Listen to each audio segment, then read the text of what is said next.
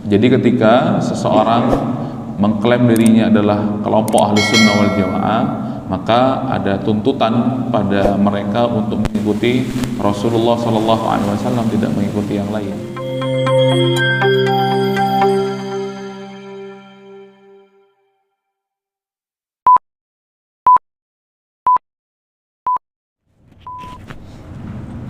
Bismillahirrahmanirrahim. Assalamualaikum warahmatullahi wabarakatuh. Innal hamdalillah nahmaduhu wa nasta'inuhu wa nastaghfiruh wa nastahdihi wa natubu ilayhi wa na'udzu bihi min shururi anfusina wa min sayyiati a'malina. May yahdihillahu fala mudilla lahu wa may yudlil fala hadiya lahu. Ashhadu an la ilaha illallah wa ashhadu anna Muhammadan 'abduhu wa rasuluh. La nabiyya wa la rasula ba'da. Qala Allah ta'ala fil Qur'anil Karim, a'udzu billahi minasy syaithanir rajim.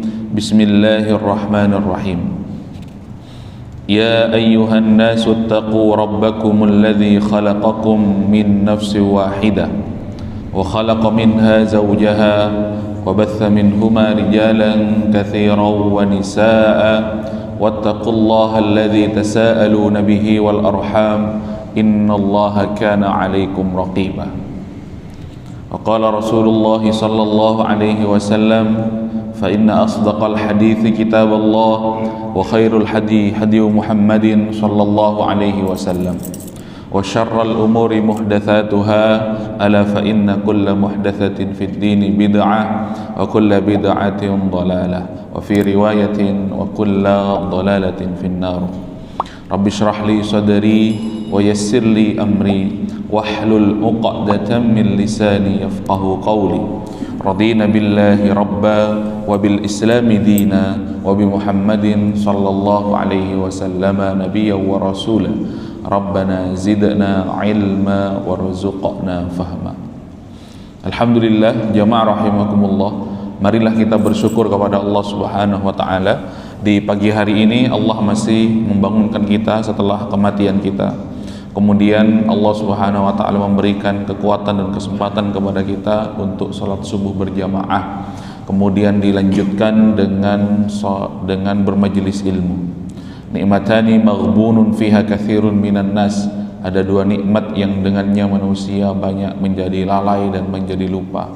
As-sihhatu wal faragh, nikmat kesehatan dan juga nikmat kesempatan. Alhamdulillah kita diberikan nikmat yang kedua-duanya, diberikan nikmat kesehatan dan juga kita diberikan nikmat kesempatan. Berapa banyak ya orang-orang beriman yang barangkali sempat namun tidak sehat, atau sebaliknya, sehat pasti tidak sempat, atau mungkin dua-duanya, sehat tidak, sempat juga tidak. Salawat dan salam mari kita haturkan kepada junjungan kita Nabi Muhammad sallallahu alaihi wasallam. Salawat kepada keluarga beliau, kepada sahabat-sahabat beliau, kepada para tabi'in, tabi'ut tabi'in, dan orang-orang yang senantiasa mengikuti jejak langkah beliau hingga hari kiamat. Kita memohon kepada Allah mudah-mudahan dijadikan hamba yang mendapatkan syafaat Rasulullah sallallahu alaihi wasallam.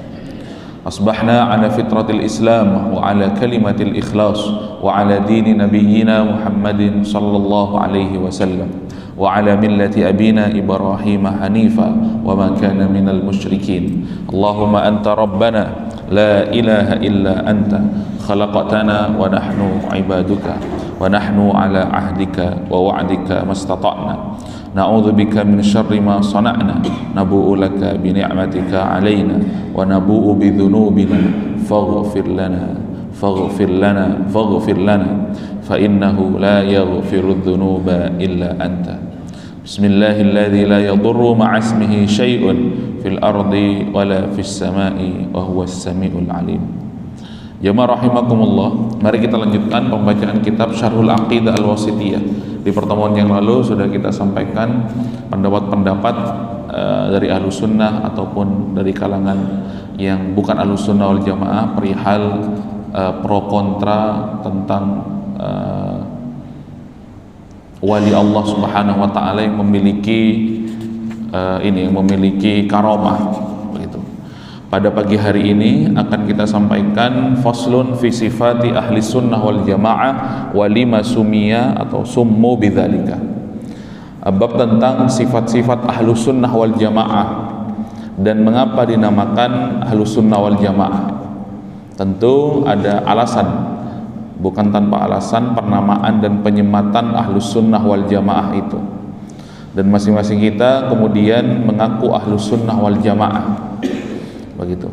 Maka nanti bisa kita lihat klaim kita sebagai ahlus sunnah wal jamaah itu benar atau tidak begitu, atau hanya klaim saja namun apa yang kita lakukan tidak sebagaimana mereka para salafus saleh kemudian ahlus sunnah wal jamaah.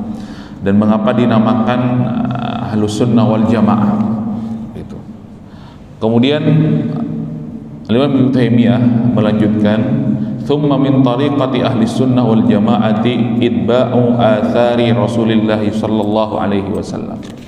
Jadi ahlus sunnah wal jamaah itu kenapa dinamakan seperti itu? Kata Syekh Shalih Fauzan, itba'u athari Rasulillah sallallahu alaihi wasallam. Yang pertama alasannya adalah karena memang mengikuti jalan-jalan Rasulullah sallallahu alaihi wasallam batinan wa zahiran. Batinan wa zahiran. Ini juga termasuk pembahasan akidah. Pembahasan akidah. Itba'u athari Rasulullah sallallahu alaihi wasallam. Memang mengikuti athar, kemudian bekas-bekas Rasulullah sallallahu alaihi wasallam batinan wa zahiran, ya, secara batin atau secara zahirnya memang mengikuti Rasulullah sallallahu alaihi wasallam begitu. Suluku tariqihi wassiyaru ala manhaji begitu. Ini alasan pertama dinamakan ahlus sunnah wal jamaah. Jadi ketika seseorang mengklaim dirinya adalah kelompok ahlus sunnah wal jamaah, maka ada tuntutan pada mereka untuk mengikuti Rasulullah Sallallahu Alaihi Wasallam, tidak mengikuti yang lain begitu.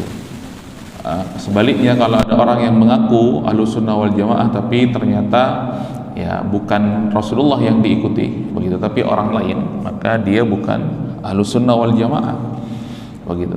Mengikuti orang-orang yang hanya sekedar viral begitu, mengikuti orang-orang yang katanya bisa bahasa semut dan lain sebagainya begitu, bikin hadis-hadis sendiri yang penting viral, yang penting kemudian dikenal banyak orang, banyak penontonnya, banyak like-nya di dunia maya dan lain sebagainya.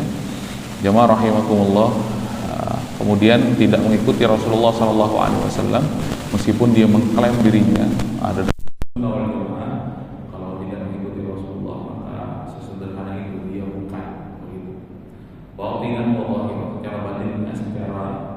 akidahnya, kemudian juga secara amaliyah. Kemudian kata Syekh Shalih Fauzan, bi khilafil munafiqin. Sebaliknya orang munafiqin alladzina yattabi'unahu fil zahir dunal batin.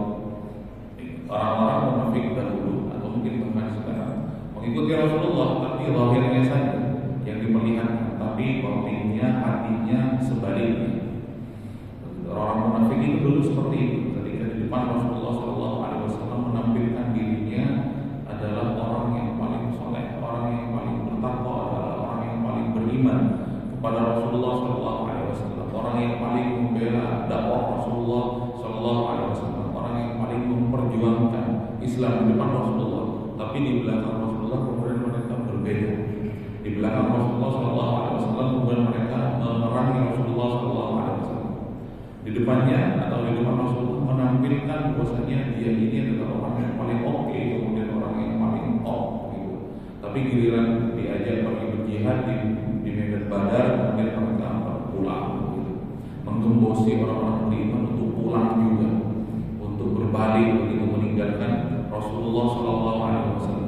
Di medan-medan jihad yang lainnya, di medan Uhud misalkan, ketika mereka datang ke medan Uhud kemudian mereka pulang, atau menggembosi orang-orang beriman juga untuk meninggalkan Rasulullah SAW. Itu orang-orang munafik. Yang rahimahullah. kemudian dikatakan afdhalus shalah, yang paling berat sholat bagi orang munafik itu adalah sholat isya dan juga sholat subuh. Alasannya adalah karena di sholat subuh dan di sholat isya itu gelap, tidak terlihat oleh Rasulullah SAW, sehingga kemudian mereka itu bisa ngeles begitu. Kalau di sholat zuhur, kemudian sholat asar, kemudian sholat maghrib masih terlihat orang-orangnya siapa begitu, karena Rasulullah SAW biasa mengecek para sahabat yang hadir pada saat itu dengan membalikkan badannya ke belakang itu untuk mengecek para sahabat begitu. Ketika sholat bahkan Rasulullah SAW menanyakan mereka kok tidak hadir begitu di sholat, baik di sholat subuh kemudian di sholat yang lainnya. Namanya dirahmati Allah. Tapi orang munafik ya karena tidak terlihat Rasulullah seperti sholat. Tapi di depan Rasulullah SAW menampilkan seolah mereka adalah orang yang paling bertakwa kepada Allah Subhanahu Wa Taala. Maka Al-Imam ataupun Syekh Shalih Fauzan memberikan penjelasan tentang kitab ini, bi khilafil munafiqin alladzina yattabi'unahu fil zahir dunal batin. Terlihat saja ya, dia paling mengikuti Rasulullah, tapi batinnya, tapi hatinya memerangi Rasulullah SAW. Rasulullah bikin masjid, kemudian kaum muslimin bersatu, lalu mereka bikin masjid tiror, ya, masjid yang dibangun bukan untuk ketakwaan kepada Allah Subhanahu Wa Taala. Masjid yang dibangun supaya terjadi pecah belah di antara orang-orang beriman. Begitu yang akhirnya diingatkan yang masjid tersebut dibangun di atas tanah yang gembur, kemudian di atas tanah yang terdapat aliran air. Apabila tergerus, kemudian masjid tersebut ya bisa hancur. Diharapkan ketika masjid itu roboh mengenai ya mereka ataupun para sahabat yang tidur dan yang sholat di dalamnya. Itu kegiatan ataupun kerjaan orang-orang munafik, begitu menggembosi. Begitu ketika Rasulullah SAW ada peristiwa Isra dan Mi'raj, perjalanan di malam hari dari Mekah kemudian sampai ke Palestina, Baitul Maqdis dimimpikan oleh Allah Subhanahu Wa Taala, Masjidul Muntaha bertemu dengan Allah Subhanahu Wa Taala, kemudian mendapat perintah sholat 5 waktu.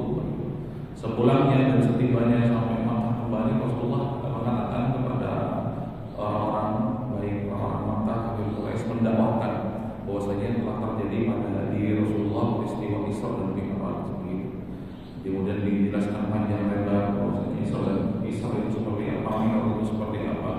Kemudian bertemu dengan para nabi di lapisan-lapisan langit, kemudian mendapatkan perintah sholat gitu. Maka orang munafik itu serempak mereka tidak mempercayai Rasulullah SAW, bahkan mereka menuduh Rasulullah SAW adalah nabi yang berdusta, nabi yang ngarang. Sampai kemudian mereka mengatakan tidak mungkin dalam satu malam terjadi peristiwa yang begitu besar. Kalau nggak ngarang, nimbul, apalagi Muhammad ini. Yang dimaksud Allah Subhanahu Wa Taala. Sehingga tidak hanya berhenti di situ, mereka menghembuskan keraguan pada diri orang-orang yang sudah beriman. Bohong, dusta, itu tidak mungkin. Kemudian mereka datang kepada Abu Bakar As-Siddiq, mencoba menghembuskan keraguan pada iman Abu Bakar As-Siddiq. Percaya nggak kamu Abu Bakar Muhammad seperti ini, kayaknya tidak mungkin. Tapi kemudian Abu Bakar As-Siddiq mengatakan di dalam jawabannya, di dalam keimanannya, ya selama itu datang dari Rasulullah, kemudian itu disampaikan oleh Rasulullah itu bagi kita masuk akal ataupun tidak masuk akal, ya itu adalah sebuah kebenaran. Asal itu datang dari Rasulullah SAW. Kita imani, saya percaya kata Abu Bakar As-Siddiq begitu. Asalkan itu datang dari Rasulullah SAW, karena fix dan Rasulullah itu dikatakan oleh Allah dalam Al-Quran bahwa yang tipu adil hawa itu adalah wahyu. Muhammad itu tidak akan marah, Muhammad itu tidak akan mengikuti hawa nafsunya. Muhammad itu berbicara berdasarkan wahyu, tuntunan daripada Allah Subhanahu Wa Taala. Jadi tidak mungkin seorang Nabi Muhammad, seorang Rasulullah SAW kemudian berdusta. Ini yang kemudian menjadikan Abu Bakar As-Siddiq itu yang sebelumnya belum mendapatkan gelar As-Siddiq itu mendapatkan gelar As-Siddiq begitu. Nama aslinya Abdullah bin Abi Quhafa. Tapi mendapatkan gelar As-Siddiq karena mempercayai dan mengimani peristiwa Isra dan Mi'raj itu ketika orang-orang munafik justru mendustakan atau mendustai Rasulullah Shallallahu Alaihi Wasallam. Jamaah yang dirahmati Allah, maka mengikuti Rasulullah Shallallahu Alaihi Wasallam batinan wa zahiran, tidak hanya yang terlihat tapi keyakinannya, keimanannya, akidahnya dan tauhidnya itu mengikuti Rasulullah Shallallahu Alaihi Wasallam. Min qaulin aw fi'lin aw taqririn, dari perkataan beliau diikuti, kemudian dari perbuatan beliau juga diikuti, dari penetapan beliau juga diikuti, diamnya Rasulullah SAW akan menjadi hukum, itu pun juga diikuti. Makanya pengertian hadis atau pengertian sunnah menurut para ahli hadis itu ma'udhifa ila Nabi SAW min qaulin aw fi'lin aw taqririn aw sifatin khuluqiyatin aw khalqiyatin. Jadi semuanya diikuti, baik itu adalah perbuatan Nabi, kemudian perkataan Nabi, kemudian penetapan Nabi Shallallahu Alaihi Wasallam, takrir hukum yang ditetapkan oleh Rasulullah, kemudian juga Nabi Shallallahu Alaihi Wasallam secara akhlak, kemudian Nabi Shallallahu Alaihi Wasallam secara penciptaan. Begitu. Jadi kita berusaha mendekat kepada Rasulullah Shallallahu Alaihi Wasallam. Jadi akhlaknya Nabi seperti apa, kemudian kita juga mengikuti. Itulah karakter Ahlus Sunnah wal Jamaah.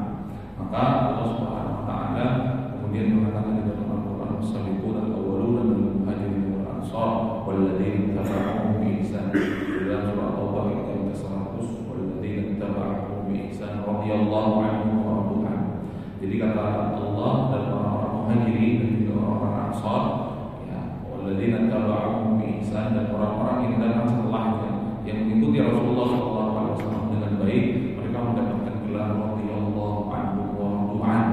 Allah ridha kepada mereka dan mereka juga ridha kepada Allah. Setelah mendapatkan itu, a'adalahum jannatin tajri tahtaha al-anhar, kemudian disiapkan bagi mereka itu surga yang mengalir, yang di bawahnya sungai-sungai, ya, begitu.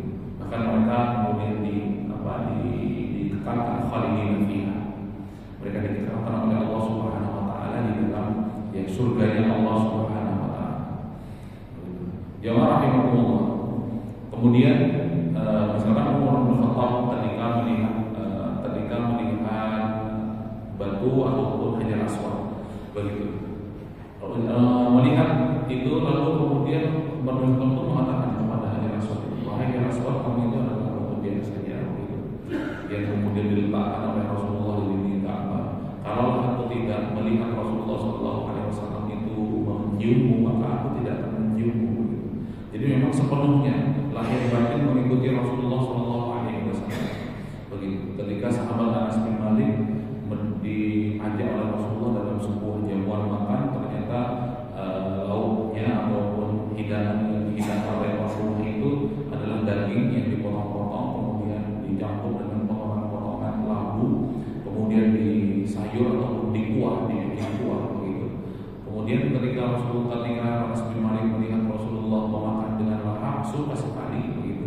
Kemudian dari hari itu Anas bin Malik mengatakan, aku mulai hari ini setelah melihat Rasulullah melahapnya dengan enak, makannya dengan enak, begitu, maka kemudian aku juga menjadi suka dan menjadi senang makan lahap, begitu. Bukan karena labunya, tapi karena melihat Rasulullah SAW memakannya. Jadi memang lahir batin mengikuti Rasulullah SAW.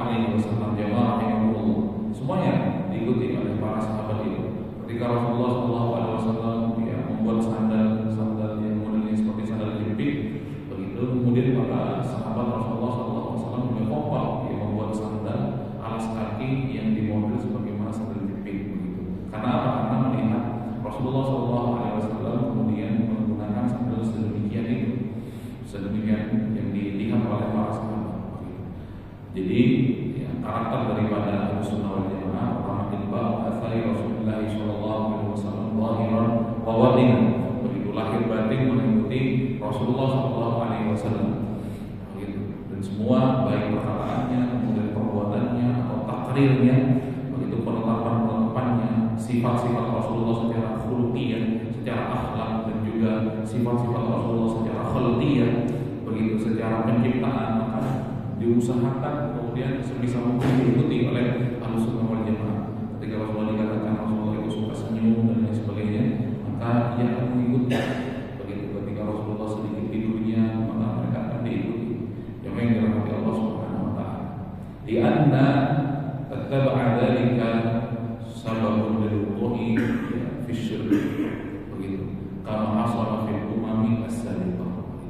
Karena apa? Dengan tidak mengikuti Rasulullah SAW itu menyebabkan ataupun jalan menuju kepada kesyirikan. Kalau bukan Rasulullah SAW yang diikuti, lantas siapa?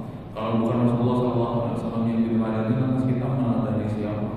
Ya baik, dirahmati Allah. Begitu. Karena ketika meninggalkan Rasulullah SAW itu menyebabkan ataupun menjadikan kita itu terperangkap dalam kesyirikan kepada Allah Subhanahu wa taala. Sebagaimana kata Syekh Shalih Fauzan, kama hasara fil umam as-sabiqah, sebagaimana umat-umat terdahulu mereka menjauhi nabi dan rasulnya. Begitu bahkan mereka rela membunuh para nabi dan para rasul apabila nabi dan rasul itu tidak sesuai dengan keinginan mereka. Allah Subhanahu wa taala kemudian menjelaskan di dalam Al-Qur'an, wa yaquluna nabiyina bighairi haqq, begitu. Kebiasaan mereka umat terdahulu itu kalau tidak suka sama nabinya, kemudian tidak senang kepada nabinya, tidak cocok dengan diri mereka, nabinya mereka bunuh. Yang dirahmati Allah Subhanahu wa taala. Sebagaimana Nabi Saleh misalkan memiliki mukjizat unta kalau dari batu, kemudian sudah diberi tahu bahwasanya jangan diganggu unta ini. Tapi ternyata ujian bagi umatnya, setiap kali unta ini minum air, kemudian air di sumur itu habis, sehingga mereka marah, kemudian mereka membunuh unta Nabi Saleh ini, lalu kemudian mereka diadab oleh Allah Subhanahu wa taala. Kemudian nabi-nabi terdahulu sebagaimana umatnya Nabi Syuaib misalkan disampaikan oleh Allah Subhanahu wa taala dalam surah Al-Mutaffifin untuk tidak berbuat curang dalam timbangan, tapi mereka tidak mau ikut begitu. Tapi mereka kemudian mendustakan nabinya. Lalu kemudian mereka diadab oleh Allah Subhanahu wa taala, dihancurkan oleh Allah Subhanahu wa taala. Berbuat curang dalam timbangan, kalau menjual mereka mengurangi timbangan, kalau membeli mau ditambahin. Itu kan tidak matching Bapak Ibu rahimahullah gitu. Tidak adil. Kalau membeli mereka mau ditambahin begitu. Tapi kalau menjual mereka mengurangi timbangan, curang. Begitu. Maka kemudian mereka diadab oleh Allah Subhanahu wa taala dengan kekeringan yang begitu panjang, menghancurkan dan membinasakan mereka. Hingga akhirnya karena perbuatan mereka itu tidak berhenti dan tidak sadar-sadar, mereka diadab oleh Allah Subhanahu wa taala dengan hujan api. Maka di dalam bab ini yang pertama yang disampaikan oleh Imam Ibnu Taimiyah adalah Ahlussunnah wal Jamaah itu sifatnya adalah mengikuti Rasulullah SAW batinan wa zahiran. Begitu karena kata beliau dengan meninggalkan jalan-jalan Rasulullah SAW dan orang terdahulu daripada salafus saleh, menjadikan kita itu terperangkap pada kesyirikan kepada Allah Subhanahu wa taala. Kama hasala fil umam as-sabiqah, sebagaimana yang terjadi pada umat-umat terdahulu, mereka menjauh daripada nabinya, bahkan mereka rela membunuh nabinya kalau tidak suka dan tidak cocok dengan nabinya. Ini yang dirahmati Allah, poin pertama yang disampaikan oleh beliau tentang sifat Ahlussunnah wal Jamaah dan mengapa dinamakan Ahlussunnah wal Jamaah. Sementara saya cukup sekian, mudah-mudahan bermanfaat. Subhanallahumma wa bihamdika asyhadu an la ilaha illa anta astaghfiruka wa atubu ilaik. Walhamdulillahirabbil alamin. Wassalamualaikum warahmatullahi wabarakatuh.